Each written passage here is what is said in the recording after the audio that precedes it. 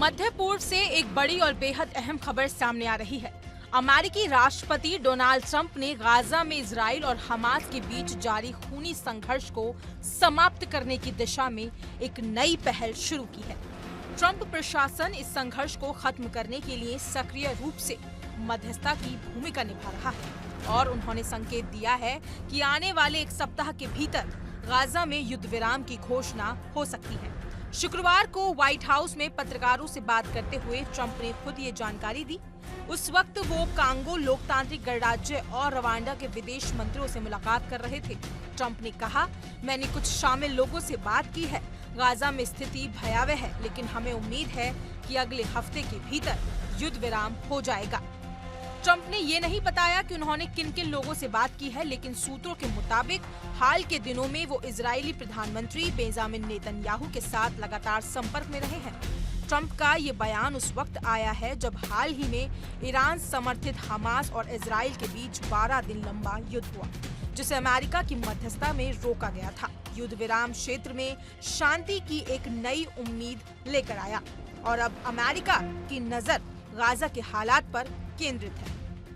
Trump न केवल अस्थायी युद्ध विराम चाहते हैं, बल्कि उनका लक्ष्य इजराइल और हमास के बीच एक दीर्घकालिक समाधान तक पहुंचना है। उन्हें विश्वास है कि अगर ऐसा समझौता हो पाया तो ये इजराइल फिलिस्तीन शांति वार्ता को भी एक नई दिशा दे सकता है।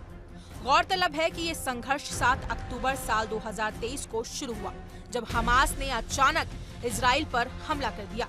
इस हमले में 1200 लोग मारे गए और करीब 250 से ज्यादा लोगों को बंधक बना लिया गया। जवाबी कार्रवाई में इजराइल ने गाजा पर व्यापक सैन्य हमले शुरू किए, जिससे भारी तबाही और मानवीय संकट उत्पन्न हो गया।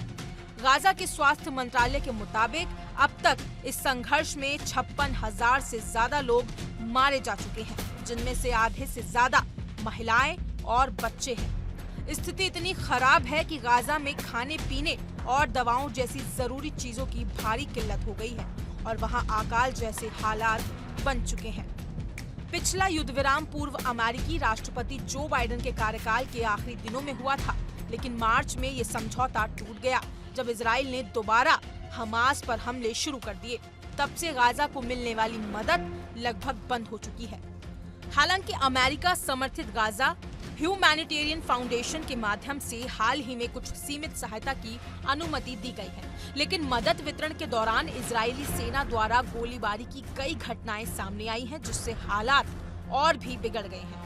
ट्रंप प्रशासन की ओर से संघर्ष को रोकने के लिए कई स्तर पर प्रयास किए जा रहे हैं। ट्रंप के विशेष दूत स्टीव विटकॉफ ने पिछले महीने 60 दिन के युद्ध विराम का प्रस्ताव रखा था, जिसके तहत हमास को 10 जीवित बंधकों और 18 मृत बंधकों के शव रिहा करने थे।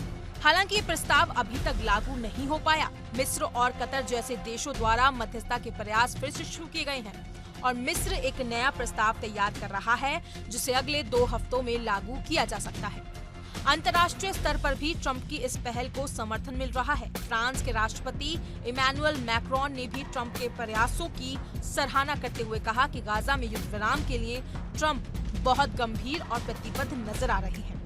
यूरोपीय संघ की हालिया बैठक में भी गाजा संकट पर गहन चर्चा हुई, जहां ज्यादातर देशों ने संघर्ष को तत्काल रोकने का समर्थन किया।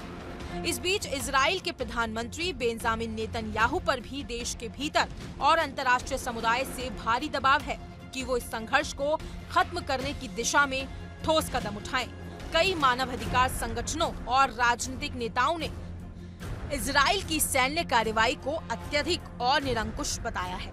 हाल ही में इजरायली अखबार हारतेज ने दावा किया कि गाजा में सहायता वितरण स्थलों पर गोलीबारी की घटनाओं में इजरायली सेना के कमांडरों ने जानबूझकर भीड़ को तितर-बितर करने के लिए गोली चलाने के आदेश दिए। इन आरोपों को नेतन्याहू ने सिरे से खारिज कर दिया है। इसके अलावा ट्रंप प्रशासन गाजा में स्थायी शांति की योजना पर भी काम कर रहा है। इजरायली अखबार इजराइल हायोम की रिपोर्ट के मुताबिक ट्रंप और नेतन्याहू ने अब्राहम समझौते के विस्तार की योजना पर चर्चा की है, जिसमें सऊदी अरब, सीरिया और अन्य मुस्लिम देशों को शामिल करने की बात कही जा रही है। इस योजना के तहत मिस्र, यूएई और अन्य 4 अरब देशों के सहयोग से गाजा के प्रशासन को फिर से संगठित किया जाएगा और हमास को हटाने की रणनीति अपनाई जाएगी। हालांकि इस दिशा में कई बाधाएं हैं। हमास ने साफ किया है कि वो हथियार नहीं छोड़ेगा। वहीं इजराइल का कहना है कि युद्ध तब तक जारी रहेगा जब तक हमास को पूरी तरह खत्म नहीं कर दिया जाता। इन सब के बीच गाजा की आम जनता इस हिंसा का सबसे बड़ा शिकार बन रही है। अस्पतालों में दवाएं नहीं है, भोजन की भारी कमी है और लोग हर दिन जान बचाने की जद्दोजहद में लगे हैं। ट्रंप की ये नई पहल अगर सफल होती है तो ये न केवल गाजा में शांति बहाल करने की दिशा में एक बड़ा कदम होगा, बल्कि पूरे क्षेत्र में स्थायित्व की ओर इशारा कर सकता है। फिलहाल इस खबर में इतना ही। गाजा में अगले हफ्ते तक युद्ध खत्म होने वाले डोनाल्ड ट्रंप के इस दावे पर आप अपनी राय क्या रखते हैं, कमेंट सेक्शन में जरूर बताएं और ऐसी ही तमाम हर बड़ी अपडेट के लिए इंडिया डेली को सब्सक्राइब करना ना भूलें।